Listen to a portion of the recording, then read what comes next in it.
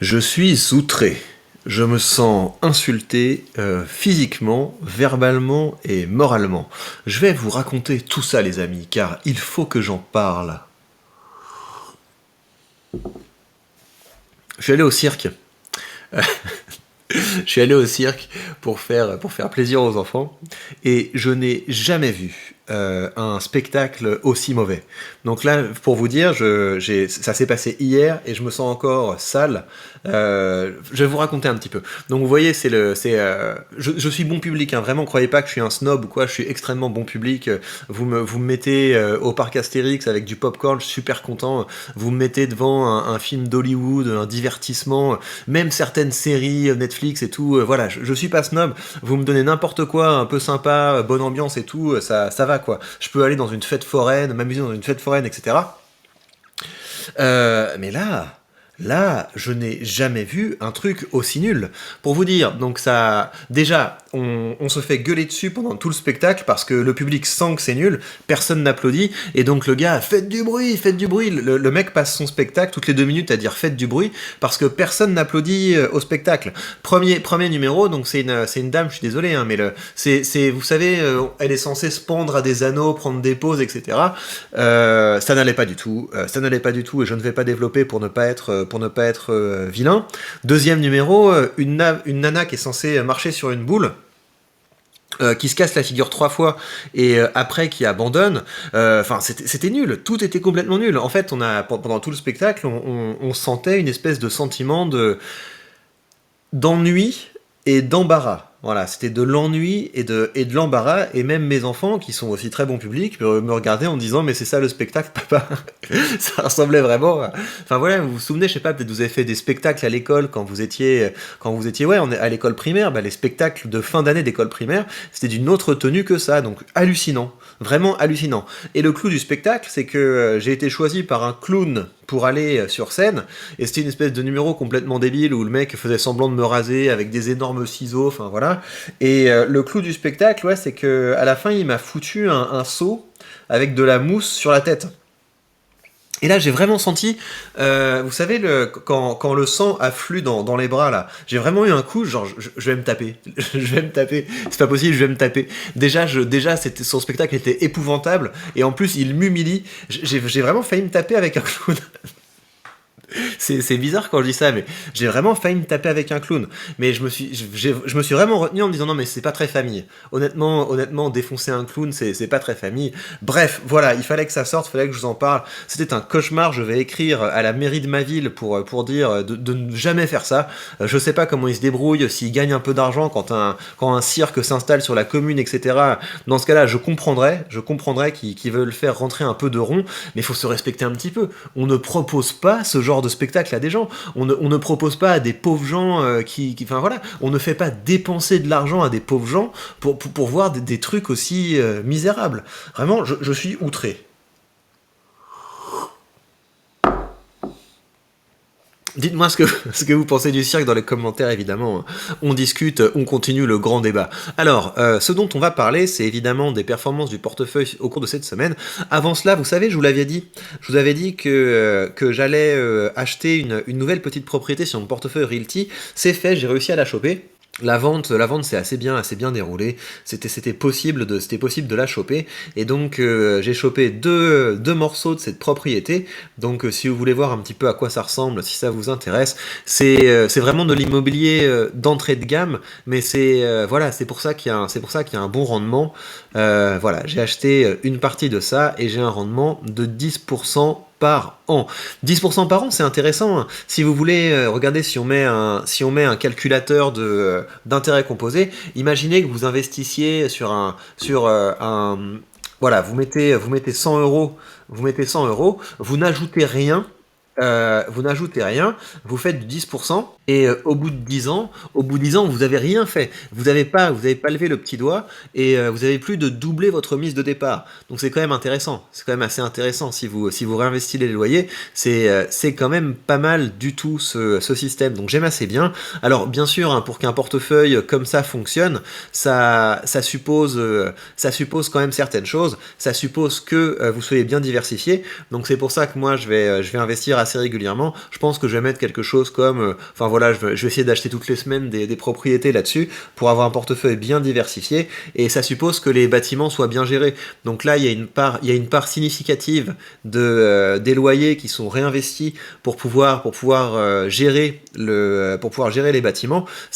Vous touchez 10%, hein, ce que je veux dire, c'est que vous toucheriez beaucoup plus s'il n'y avait pas de gestionnaire, quoi. Donc mais évidemment, il faut un gestionnaire, et donc il y a une partie importante des loyers qui est là pour gérer les propriétés. Ça, on n'a pas tellement de marge de manœuvre dessus, mais les gens qui font ça sont normalement très bons. Les gens qui ont créé cette boîte Realty, ça fait des années qu'ils sont dans l'immobilier. Donc voilà, moi je vais continuer à suivre ce projet, ça m'intéresse. Ça veut dire qu'à ce jour, mes loyers me rapportent 22 cents par jour, ça me rapporte $1,50 par semaine, $6 par mois, et $80 par an. Et donc tous les lundis, on récolte des loyers et on peut les réinvestir, donc c'est quand même assez sympa. Donc comme d'habitude, quand on voit ça, ça fait pas rêver, on se dit c'est des tout petits chiffres, mais voilà, l'idée c'est que vraiment avec un rendement de 10%, c'est quelque chose qui peut augmenter assez vite. On peut regarder d'ailleurs pour que vous ayez une idée d'à quoi ça ressemble un portefeuille un petit peu mature. Ce qui est marrant dans cet écosystème, c'est que vous pouvez voir les portefeuilles des autres, vous voyez pas leur nom, mais vous voyez les portefeuilles des autres. Et regardez, donc dès le lendemain, vous voyez que les tokens se vendent sur le marché secondaire, et vous voyez, les gens essaient de se faire des petites plus-values enfin voilà. Donc c'est un marché qui est assez liquide. Faudrait que j'essaye d'en mettre un sur le marché secondaire pour voir à quelle vitesse ça part et à quel prix. En tout cas, voilà, ça bouge. Regardez, par exemple, on va regarder ce mec. Voilà, on va regarder le portefeuille de cette personne. Donc là, on a une personne qui a investi 150 000 euros. Donc c'est le prix, je sais pas moi, c'est 150 000 euros, c'est quoi? C'est le prix d'un studio dans une ville de taille moyenne, quelque chose comme ça. Non, peut-être j'exagère, peut-être un 2 pièces dans une ville de taille moyenne. Et donc, qu'est-ce que ça rapporte? Un investissement comme ça rapporte 1100, voilà, 1100, ouais, 1200 par mois. C'est pas mal, hein. C'est pas mal pour un investissement comme ça. C'est pas à Paris que vous allez avoir un rendement comme ça. Puis en plus, les loyers, vous pouvez les réinvestir directement. C'est beaucoup plus diversifié, évidemment. Parce que quand vous voyez regardez, c'est extrêmement diversifié. C'est diversifié dans plein de propriétés. Donc moi je trouve que c'est intéressant, et donc je vais continuer à avancer là-dessus. Alors si vous voulez vous lancer dans cet investissement, vous avez une propriété sur le marché. Voilà, vous avez un rendement de 7,80. C'est un assez gros bâtiment qui est à Chicago, il est déjà loué. Donc en fait moi celui-là je vais l'acheter quand on se rapproche de la date. Vous voyez, les loyers vont commencer à être versés le 24 octobre, et donc je vais investir à partir, enfin voilà, quelques jours avant. Je pense qu'il en restera quelques-uns. En général, les tokens se sauvent quand on se rapproche de la date d'entrée des loyers. Donc voilà, j'achèterai un petit morceau de ça. Mais évidemment, 7,80, c'est intéressant, ça permet de diversifier le portefeuille. Mais un truc où on fait du 10%, c'est quand même plus intéressant. Et ça, c'est parti en quelques minutes. Une maison comme ça, enfin un bâtiment comme ça, avec 10%, ça part en quelques minutes. Donc voilà, si vous n'avez pas encore de token et que vous voulez vous faire la main pour voir un petit peu comment ça marche et être prêt pour les prochaines ventes, vous pouvez essayer d'acheter celui-là. Moi, je l'achèterai dans quelques jours. Je pense que je rentrerai sur ce dossier-là. Vous avez mon lien affilié sous la vidéo si vous voulez commencer à investir sur cette plateforme. Je vous tiendrai au courant. Moi, j'aime bien les revenus passifs et je trouve que 10%, c'est assez cool. Alors, on va maintenant venir au cœur de cette vidéo, à savoir comment s'est comporté mon portefeuille cette semaine. Bon, bah, c'était pas brillant, hein. En fait, je sais pas si vous avez vu, mais il y a eu une espèce d'embellie en milieu de semaine, et les marchés se sont cassés la figure quand on a eu les chiffres de l'emploi américain. Et donc, c'est assez étonnant, c'est que, enfin, quand on entre dans cet univers, on trouve ça assez étonnant, c'est que les chiffres de l'emploi américain étaient très bons. On est vraiment dans une situation de plein emploi historique aux États-Unis. Et donc pourquoi est-ce que les marchés se cassent la figure après ça? Parce que ça veut dire que l'économie américaine se porte bien, qu'elle n'est pas en train de se cracher complètement, et ça veut dire donc que les banquiers centraux devraient continuer d'augmenter les taux. Et plus les banquiers centraux augmentent les taux, moins c'est intéressant pour les investisseurs d'être sur les marchés actions, parce qu'il y a une concurrence avec les bons. Donc voilà, c'est pour ça que les investisseurs ont cette réflexion-là. Enfin, les gros investisseurs, moi je m'en fous complètement de ce qui se passe au jour le jour, mais les gros investisseurs ont cette réflexion, ils se disent « oulala, l'économie va bien, donc les banquiers centraux peuvent continuer d'augmenter agressivement les taux, donc on va attendre que le marché baisse encore un petit peu. » Donc c'est ça qui se passe, c'est pour ça que le marché s'est cassé la figure, alors que c'est plutôt une bonne nouvelle économiquement qui a assez peu de chômage. Alors, au niveau de mes actions qui ont le moins bien performé, les actions qui grèvent mon portefeuille vers le bas, vous avez Stag, donc l'immobilier. Realty Income aussi, c'est pas mal cassé la figure, et Main Street Capital, c'est aussi pas mal cassé la figure. On est dans le domaine du crédit. L'immobilier fait son argent avec le levier du crédit, et donc quand les taux augmentent, le business model devient un petit peu plus difficile à gérer, et c'est pour ça qu'on commence à avoir des beaux points d'entrée, donc c'est pas impossible que je renforce dans les prochains jours Stag ou Realty Income pour avoir un bon rendement, ça me va très bien.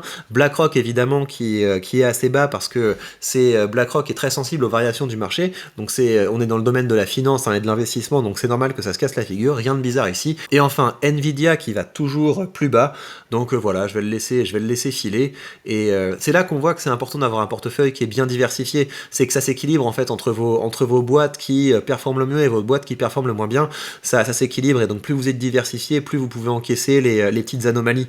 Donc de toute façon Nvidia, je pense que c'est vu la boîte que c'est, au bout d'un moment ça devrait se redresser, et puis je verrai si je renforce cette position. La raison pour laquelle je la renforce pas, c'est que j'essaie de pas avoir trop de tech dans mon portefeuille. Mon portefeuille est beaucoup trop exposé tech, et j'essaie de rééquilibrer un petit peu à ce niveau-là.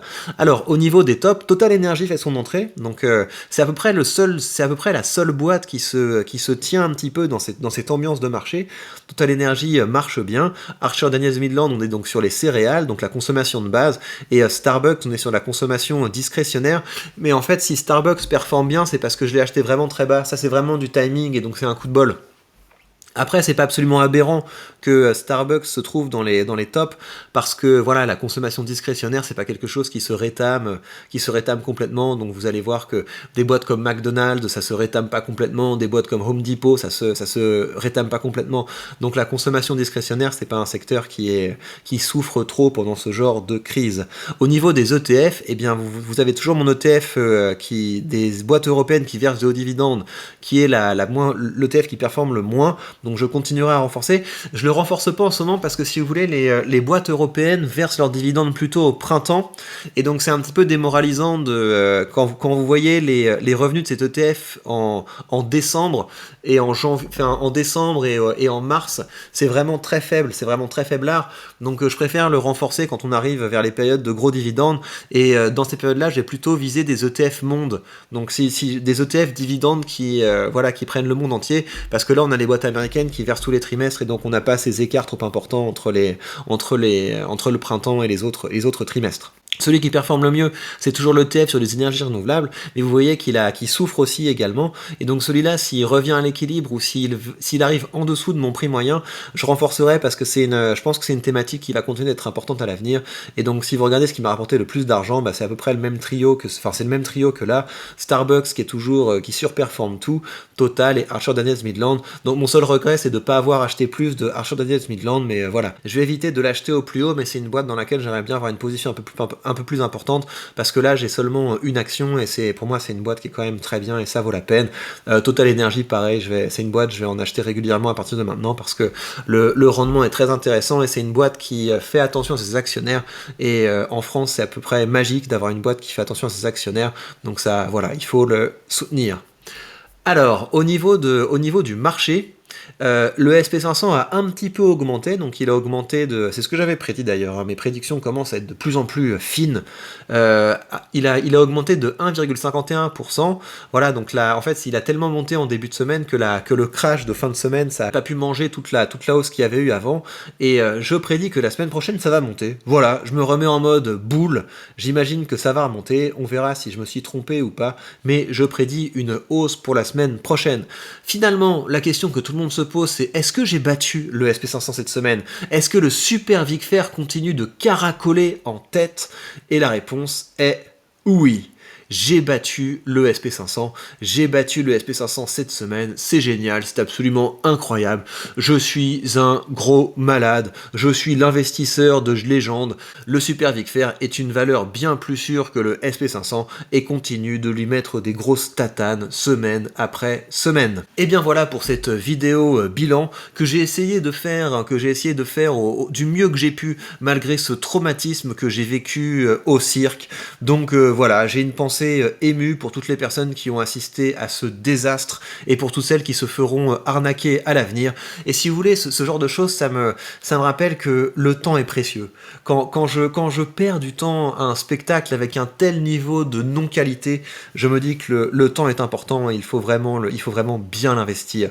Je termine en vous rappelant évidemment que si vous voulez justement bien investir, vous avez sous cette vidéo le lien vers le compte que j'utilise. En suivant ce lien, vous bénéficiez d'une action gratuite dès que vous créditez votre compte.